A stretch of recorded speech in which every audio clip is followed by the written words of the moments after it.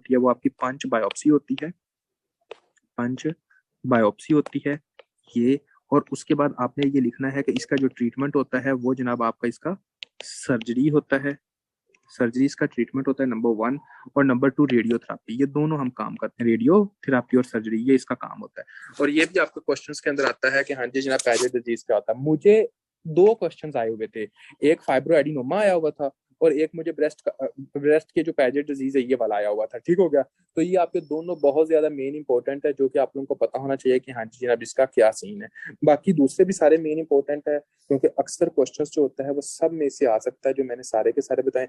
और मैं अभी भी कहता हूँ कि आप जब इनको डिस्कस करोगे, चाहे मेरी बात के ऊपर नहीं यकीन तो पास पेपर्स निकाल लीजिएगा, उसके अंदर क्या होगा, उसके अंदर आपको ऐसे कई क्वेश्चंस मिलेंगे जिसके अंदर जनाब ये सारा सीन होगा, और ये बहुत ज्यादा मेन इंपॉर्टेंट है, ठीक हो गया, जो कि आप लोगों को पता होना चाहिए। अब हम आते हैं जनाब आपके आज के लास्ट टॉपिक की तरफ, और वो है आपका ब्रेस्ट कार्सिनोमा, ठीक हो गया, कि ब्रेस्ट कार्सिनोमा क्या होता है।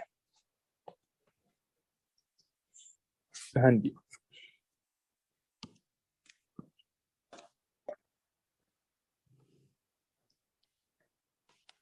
Breast carcinoma. अच्छा जी, ब्रेस्ट कार्सिनोमा के बारे में आपको एक बात का पता होना चाहिए कि ये वो कैंसर है जो कि फैमिलीज के अंदर रन करता है। एक बात अपने माइंड में रख लीजिएगा, मोस्टली वो कहते हैं हाँ जी जनाब इसकी माँ को भी था, इसको भी हो गया, इसकी बेटी को भी हो गया, ठीक होगा, इस तरह ये फैमिलीज के अंदर रन करता है। तो आपने ये कहना है कि ये जो होता है वो जनाब आपका क्या होता है, फैमिलीज के अंदर रन करता है, रन इन फैमिलीज। तो सबसे पहले आपने ये बात अपने माइंड में रखनी है, रन इन फैमिलीज। नंबर 2 आप लोगों को पता होना चाहिए, क्योंकि ये जब जो चीज फैमिलीज के अंदर रन करती है उसके अंदर जीन्स तो इन्वॉल्व होंगे ही, ठीक हो गया। तो आपके 2 तरह के जीन्स होते हैं जिसको हम कहते हैं ट्यूमर सप्रेसर जीन। कौन से होते हैं आपके tumour suppressor gene? Tumour suppressor एक जीन होता है।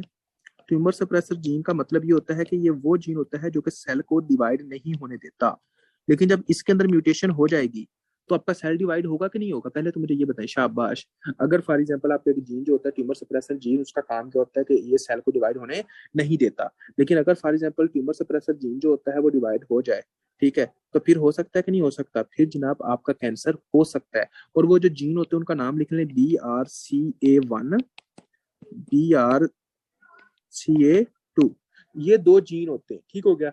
इन 2 जीन के अंदर म्यूटेशन हो जाती है। मोस्ट कॉमनली जो जीन होता है वो BRCA1 होता है, ये तकरीबन 50% इन्वॉल्व होता है, ये तकरीबन को 25% इन्वॉल्व होता है। तो आपने कहना है कि जेनेटिक इन्वॉल्वमेंट हो जाती है, ठीक हो गया, ये आपको पता होना चाहिए। उसके बाद आपको किस बात का पता होना चाहिए कि जो मतलब के इसके साथ जो दूसरी चीजें होती हैं वो आपको पता होना चाहिए कि हाँ जी जनाब देखें, आपका एक जीन होता है जिसको हम कहते हैं BRCA1 जीन और BRCA2 जीन।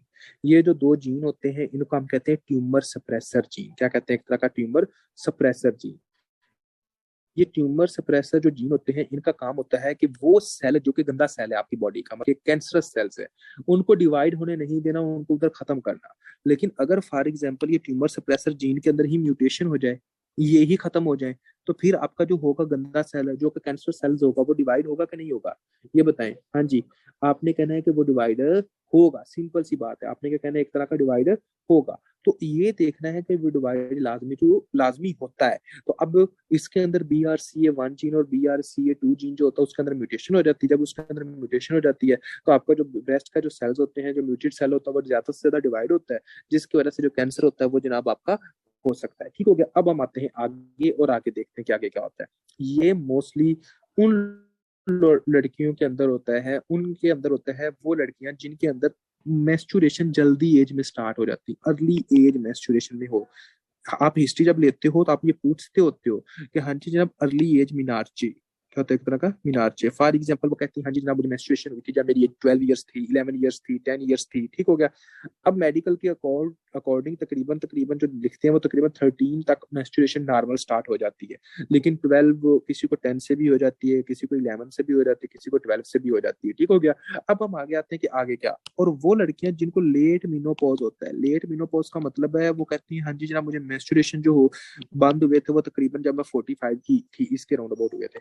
اب دیکھیں اس کے بعد بھی کئی لڑکیاں جو ہوتی ہیں فار ایگزامپل موسٹلی ایکٹریس اور وہ فیمیل جو کہ اپنے آپ کو ینگ رکھنا چاہتی ہوں وہ ہارمونل ریپلیسمنٹ تھراپی کرواتی ہیں. ہارمونل ریپلیسمنٹ تھراپی کا مطلب یہ ہوتا ہے کہ فار ایگزامپل آپ کو پتا ہے کہ آپ کی باڈی جو ہوتی ہے وہ نیچرلی ایسٹروجن نہیں بناتی آفٹر 40 ایئرس. ٹھیک ہو گیا. 40 ایئرس کے بعد آپ کی باڈی جو ہوتی ہے وہ اسٹروجن نہیں بناتی فیمیل کے اندر. 40 ہو گیا 45 کے راؤنڈ اباؤٹ ہو گیا. لیکن یہ فیمیل جو ہوتی ہیں کیونکہ جب آپ کے اسٹروجن کی پروڈکشن کم ہو جاتی ہے تو اسٹروجن کی پروڈکشن کم ہونے کی وجہ سے آپ کی باڈیز کے جو فار ایگزامپل جو مین جو فیمیل پارٹس ہوتے ہیں اس کے اوپر کئی طرح کی چینجز آتی ہوتی ہیں. ٹھیک ہو گیا. وہ انشاءاللہ ہم ڈیٹیل کے اندر ڈسکس کریں گے جب آپ کا ریپروڈکٹیو سسٹم ڈسکس کریں گے. ٹھیک ہو گیا. تو اب دیکھیں وہ اس وجہ سے آپ اس طرح سمجھیں کہ فار ایگزامپل ایسٹروجن ختم ہوتا ہے تو بندہ جو ہوتا ہے وہ ینگ نہیں ہوتا, وہ جناب ایک طرح کا بڑھاپے کی طرف جانا شروع ہو جاتا ہے. اب جو ایکٹرس لوگ ہو گئے یا دوسرے جو بندے ہوتے ہیں جو امیر لوگ ہیں انہوں نے کہنا ہوتا ہے کہ ہاں جی جناب ہم نے ینگ لگنا ہے, اور اس وجہ سے وہ ہارمونل ریپلیسمنٹ تھراپی کرواتی ہیں. اور جو ہارمونل ریپلیسمنٹ تھراپی کرواتا ہے ان کے اندر بھی کینسر ہو سکتا ہے. وہ 20 بندوں کے اندر بھی کینسر فیمیل کے اندر یہ کینسر ہونا کا شروع ہو سکتا ہے. اور وہ فیمیل جو فیٹی میل لیتی ہوں ان کے اندر بھی یہ بریسٹ کینسر ہو سکتا ہے. ٹھیک ہوگا. تو سب سے پہلے آپ لوگوں کو پتا ہونا چاہیے کہ یہ کن کے اندر ہو سکتا ہے. یہ فیملیز کے اندر لانڈ کرتا ہے. یہ BRCA1 جو جین ہے اس کے اندر میوٹیشن ہو جاتی ہے. BRCA2 کے اندر بھی میوٹیشن ہو سکتی ہے.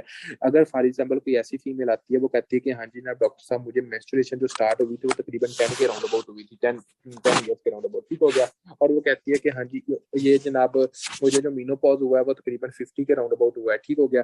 اس کے بعد وہ کہتی ہے میں پھر بھی اپنے آپ کو ینگ کرنے کے رکھنے کے لیے آپ کا ہارمون ریپلیسمنٹ تھراپی استعمال کر لی, اورل کانٹراسیپٹیو بھی میں یوز کرتی رہی ہوں. اس کے بعد آپ وہ کہتی ہے وہ آپ اس کو دیکھتے ہو تھوڑی سی اوبیس بھی ہے اور اس کا فیٹی میل بھی ہے. تو یہ سارے فیکٹرز کیا کرواتے ہیں ایک طرح کے آپ نے کہنا ہے کہ یہ سارے فیکٹرز جو ہوتے ہیں وہ جناب آپ کا ایک طرح کا بریسٹ کارسینوما کروانے میں ہیلپ کرتے ہوتے ہیں. اور ان میں جو جن میں یہ ہوتا ہے موسٹلی ان کی ایج جو ہوتی ہے وہ 40 پلس ہوتی ہے, 45 پلس ہوتی ہے ان کی ایج موسٹلی. ٹھیک ہو گیا.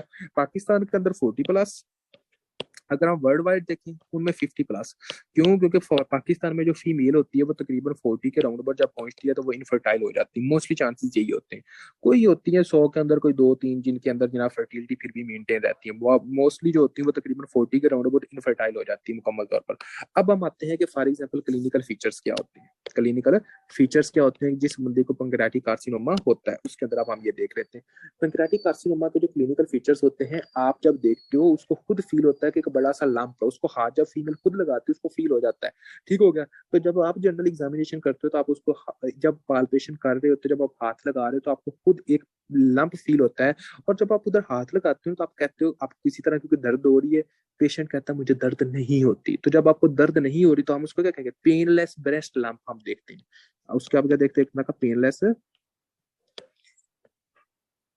بریسٹ لمپ دیکھتے ہیں. ٹھیک ہوگا. ایک آپ یہ کام دیکھتے ہوتے ہیں. دوسرا اس کے اندر کہتے ہیں یہ اموبائل ہوتا ہے. کیا ہوتا ہے؟ ایک طرح کا موبائل ہوتا ہے. یہ آپ کو پتا ہونا چاہیے یہ موبائل ہوتا ہے. نمبر 3 آپ کو پتا ہونا چاہیے کہ یہ اگر پین بھی ہونا کوئی تھوڑی سی پین ہونے کے چانسز ہوتے ہیں. ٹھیک ہے. کوئی تھوڑے سے جو ہوتا ہے نا چانسز وہ ہوں گے. اور نپل سے ڈسچارج ہوتا ہے اس کے اندر, نپل ڈسچارج ہوتا ہے. ٹھیک ہوگا. نپل ڈسچارج ہوتا ہے. ہاں جی. پیجٹ ڈیزیز کے اندر نپل ڈسچارج ہوتا تھا کہ نہیں ہوتا تھا بتائیے گا جی. جب پیجٹ ڈیزیز تھی اس کے اندر ڈسچارج ہوتا تھا کسی طرح کا, اس میں ریلر ٹیشوز جو تھے وہ جناب انوالومنٹ ہوتی تھی, ریلر ٹیشوز کی ایچنگ ہوتی تھی, بلڈی ڈسچارج ہوتا تھا اس کے اندر, ہوتا تھا نا. تو جو پیجٹ ڈیزیز ہے وہ بریسٹ کارسینوما تھا کہ نہیں تھا؟ پیجٹ ڈیزیز جو تھا وہ آپ کو بریسٹ کارسینوما تھا کہ نہیں تھا؟ وہ سمپل سی بات یہ تھا. ٹھیک ہو گیا.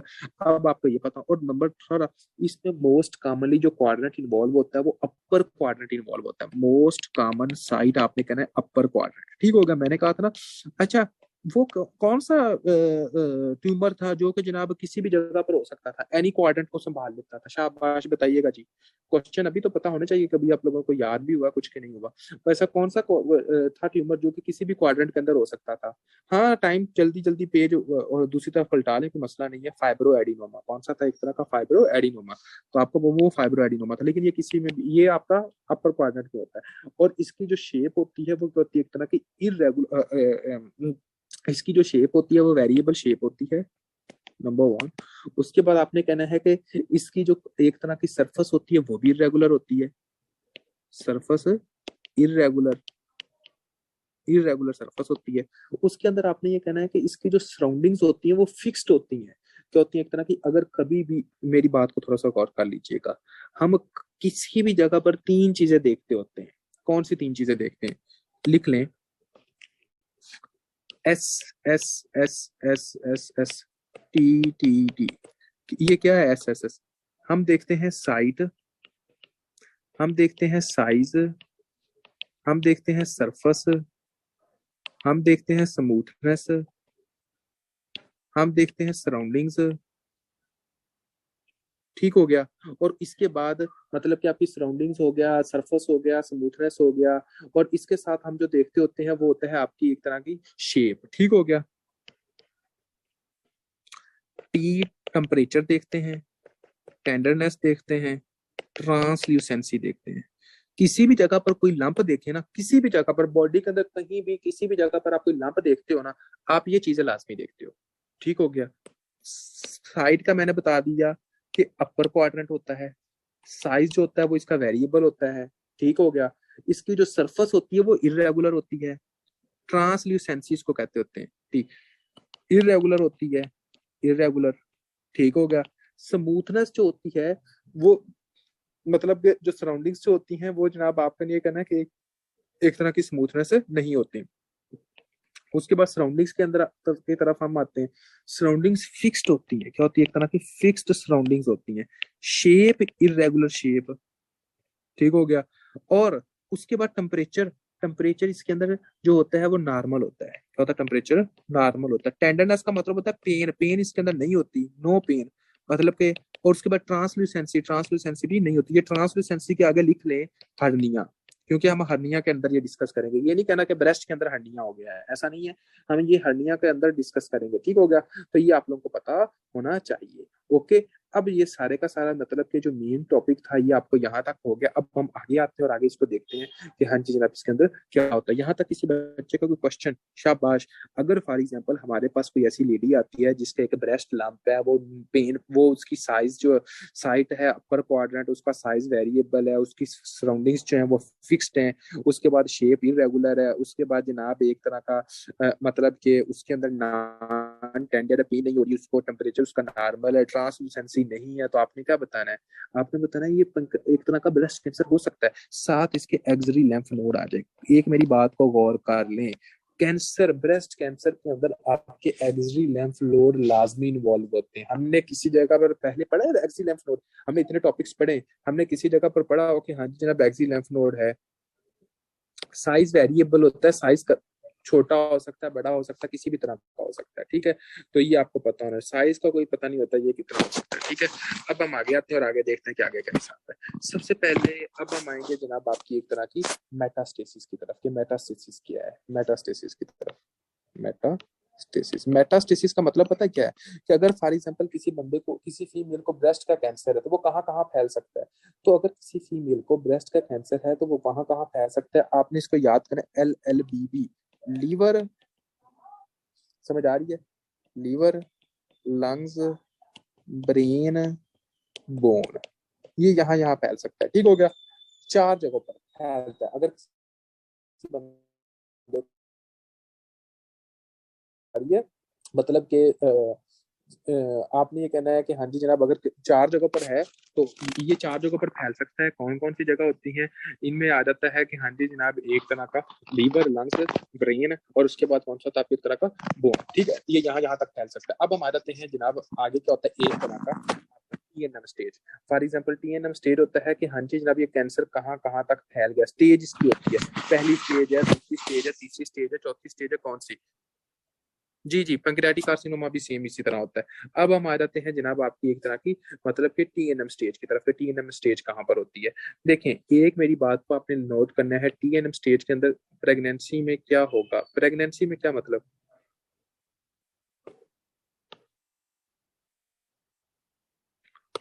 प्रेगनेंसी वाली बात का मुझे पता नहीं चला। TNM स्टेज क्या होता है? TNM स्टेजिंग, ठीक हो गया।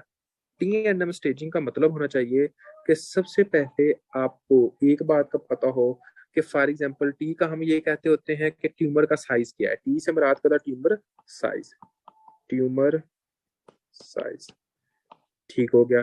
ट्यूमर साइज के अंदर आप देख सकते हो कि अगर तो T1S हो, आप रिपोर्ट देखते हो, रिपोर्ट के अंदर लिखा हुआ है, डॉक्टर ने देखा T1S, ये लिखा है, फिर लिखा T1, फिर लिखा T2, फिर लिखा T3, फिर लिखा T4, ये चीजें लिख देता है।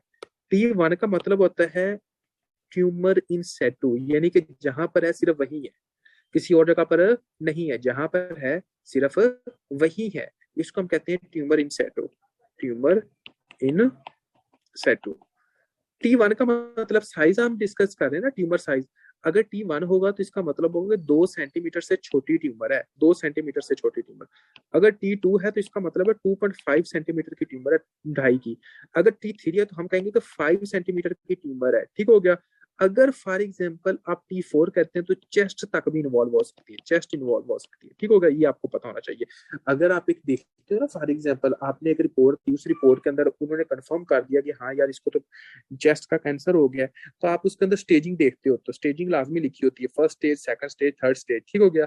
तो आपने ये कहना है कि अगर तो फॉर एग्जांपल T1 है तो ट्यूमर इन सेटू है, T1 है तो तकरीबन 2 सेंटीमीटर साइज है, T2 है तो तकरीबन जो है वो 2.5 है, अगर T3 है तो 5 से ज्यादा हो गया, अगर फॉर एग्जांपल T4 है तो चेस्ट इन्वॉल्वमेंट इसकी हो सकती है। अब हम आते हैं फॉर एग्जांपल एन का मतलब क्या होता है? एन का मतलब होता है रीजनल लैंफ नोड, एन का मतलब क्या होता है? एक तरह का लैंफ नोड, ठीक हो गया। अब मुझे आप लोगों ने बताना, अगर तो एन 0 है इसका मतलब है कोई लैंफ नोड इन्वॉल्व नहीं है, लैंफ नोड इन्वॉल्व नहीं है। अगर N1 है, समझ आ रही है, आपने कहना इप्सिलेटरली लैंफ नोड इन्वॉल्व है, यानी कि जो आपकी साइज का साइड का है ना कैंसर, उसी का है। फॉर एग्जांपल क्या कि एक तरह का इप्सिलेटरली मोबाइल लैंफ नोड, हम यहाँ पर जो वर्ड यूज करते होते हैं वो हम मोबाइल लैंफ नोड इस्तेमाल करते होते हैं, ठीक हो गया। आपने कहना इप्सिलेटरली, अगर लेफ्ट फ्लैंक्स का, लेफ्ट ब्रेस्ट का कैंसर है तो आपके लेफ्ट जो होगा साइज एक्सी लैंफ नोड होंगे वही इन्वॉल्व होंगे। अगर राइट ब्रेस्ट का कैंसर है तो राइट जो एक्सी लैंफ नोड होगा वही इन्वॉल्व होंगे। इप्सिलेटरली लैंफ नोड मोबाइल यहाँ पर लिख लें। अगर फॉर एग्जांपल N2 है, N2 के साथ आप लोगों ने लिखना है कि इसका मतलब होता है इप्सिलेटरली लैंफ नोड, यहाँ पर आपने लिखना है कि हाँ जी फिक्स्ड, कहते एक तरह का फिक्स्ड, मोबाइल फिक्स्ड। अगर N3 है तो आप लोगों ने कहना है कि एक्सिलरी तो है ही है, साथ सुप्रा क्लेविकुलर लैंफ नोड भी है, एक्सिलरी प्लस आपका क्या होता है? एक तरह का सुप्रा क्लेविकुलर, यानी कि ये दोनों तरह के लैंफ नोड आपके इन्वॉल्व हो जाते हैं, तो ये आपको पता होना चाहिए, ठीक हो गया। अब हम आ जाते हैं जनाब, ये हो गया। उसके बाद हम आते हैं आपका एम होता है मेटास्टेसिस। अगर तो M0 है तो इसका मतलब है नो मेटास्टेसिस, अगर तो M0 है इसका मतलब है नो मेटास्टेसिस। ये रट्टा है, ये आपने याद करना है, अब इसके अंदर मैं कंसेप्ट पढ़ाने से रहा। अगर M1 है तो आपने कहना है डिस्टेंट मेटास्टेसिस। डिस्टेंट मेटास्टेसिस का मतलब है कि ब्रेस्ट से कैंसर ब्रेन के अंदर जा सकता है, उसके बाद जनाब आपके लीवर के अंदर जा सकता है, उसके बाद लंग्स के अंदर जा सकता है, बोन्स के अंदर जा सकता है, ठीक होगा। उसके बाद हम, लेकिन अगर फॉर एग्जाम्पल हमें ये पता चल गया कि यार ये कैंसर इधर जा सकता है, तो उसके लिए हम क्या करेंगे? हमें देखने के लिए ये कहाँ कहाँ कैंसर चला गया, उसको देखने के लिए ये कैंसर कहाँ कहाँ जा चुका, हम CT और MRI करेंगे। क्यों? सीटा और MRI के अंदर हमें पता चल जाएगा कि हाँ जी जनाब ये कैंसर कहाँ कहाँ जा चुका है, ठीक हो गया। तो ये बात आप लोगों को पता होनी चाहिए, ये स्टेजिंग का, ये TNM स्टेज का पता होना चाहिए कि हाँ जी जनाब इसके अंदर क्या होता है। क्लियर है? कोई बच्चा जिसके अंदर माइंड में कोई क्वेश्चन है तो आप लोग पूछ सकते हो। अब हम आते हैं इन्वेस्टिगेशन की तरफ कि हाँ जी जनाब आपका इन्वेस्टिगेशन हम कैसे करते हैं, ठीक हो गया जी। इन्वेस्टिगेशन के अंदर चीजें देख लेते हैं, फिर हम जल्दी जल्दी में इसको खत्म करते हैं। इन्वेस्टिगेशन के अंदर आपको पता होना चाहिए कि हम अल्ट्रासाउंड करते हैं, हम मेमोग्राफी करते होते हैं, ठीक हो गया। हम जो करते हैं हम FNAC करते हैं, फाइन नीडल एस्पिरेशन साइटोलॉजी। हमें पता चलेगा कि यार लंप है, उसके लिए हम क्या करेंगे? हम बायोप्सी करेंगे भाईजान, ये तो आप स्टार्टिंग में मैंने बताया था। और अगर फॉर एग्जांपल ट्यूमर के एक्सटेंट के लिए देखें कि ट्यूमर कहाँ तक फैल गया, हम CT और MRI करते हैं। कोई बच्चा जिनको इन टेस्ट के ऊपर एतराज और वो कहता हो कि मैं अपने नाम से कुछ लिखवाना चाहता हूँ तो वो बता दे, ठीक हो गया। इसके बाद हम आते हैं जनाब ट्रीटमेंट की तरफ। ट्रीटमेंट क्या होता है?